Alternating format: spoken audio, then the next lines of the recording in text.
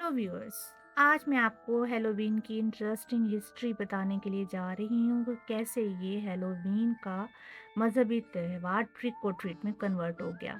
तो ये त्यौहार एक्चुअली ख़िज़ा के मौसम में मनाया जाता है और इसके लिए 31 अक्टूबर का तारीख मुख्तस की गई है। ये एक ऐसा त्यौहार है जो सदियों और सकाफ़तों में गहरी तारीख लिए हुए है। इसकी जड़ें कदीम केल्ट्स की सामयीन त्यौहार से मिलती हैं जो कि आयरलैंड में मनाया जाता था। तो अगर देखा जाए तो हैलोवीन आयरलैंड से ही पूरी दुनिया के अंदर फैला। उस वक्त के किसानों की एक तरह का आप समझ लीजिए कि सोचना था या मानना था कि इस मौसम के अंदर फसलों का इख्तिताम होता है और ज़मीन से रूहें निकलती हैं, तो जो फसलों के ख़त्म होने और सर्दियों की आमद की अलामत है। केल्ट्स का मानना था कि 31 अक्टूबर की रात को जिंदों और मुर्दों के दरमियान की सरहदें ख़त्म हो जाती हैं, जिसकी वजह से रूहें ज़मीन पर आ सकती हैं। तो सामयीन के दौरान लोग आग रोशन करते, लिबास पहनते, खौफनाक लिबास, ताकि वो इन रूहों को भगा सकें। उनका यकीन था कि ये भूत या रूहें बनकर वो इन रूहों को उलझा लेंगे और अपनी हिफाजत करने में कामयाब हो जाएंगे।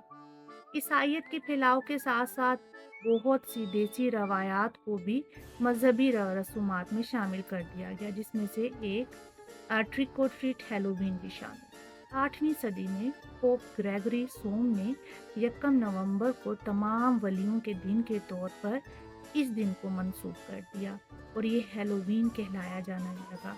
हैलो का मतलब है होली, यानी कि मुकद्दस, और वीन का मतलब है रस्म।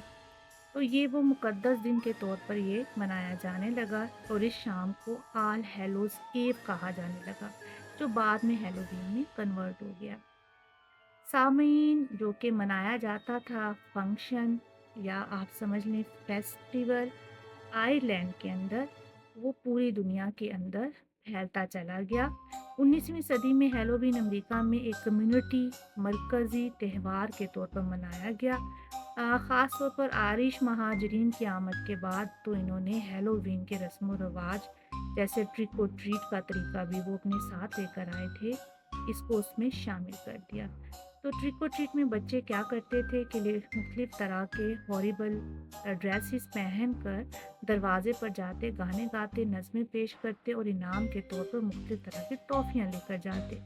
तो आज भी बिस्किट्स बनाए जाते हैं यूरोप के अंदर भी, और इस फेस्ट को रंगारंग करने के लिए मुख्तलिफ तरह के पम्पकिन्स या कुर्बिस के बिस्किट्स बनाए जाते हैं, ब्रोड बनाए जाते हैं, बच्चे आते हैं, ट्रिक और ट्रीट स्वीट्स मांगते हैं।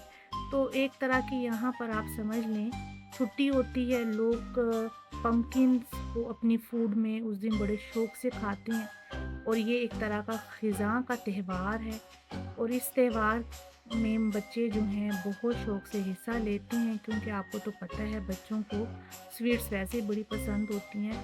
तो बच्चों के लिए सूप्स बनाए जाते हैं। जब वो घरों पर टॉफ़ीज़ के लिए आते हैं तो मुख्तलिफ़ तरह की चॉकलेट्स वगैरह डिस्ट्रीब्यूट की जाती हैं और इस दिन जो पम्पकिन्स है या कुर्बिस है वो ख़ास तौर पर सब लोगों के खाने की टेबलों पर मौजूद होता है और इसी को एक तरह के ताकि रूहें उनके घरों में दाखिल ना हो, दरवाज़ों में, खिड़कियों में सजाया जाता है मुख्तलिफ़ शक्लें बनाकर और इसके अंदर शम्में रोशन करके।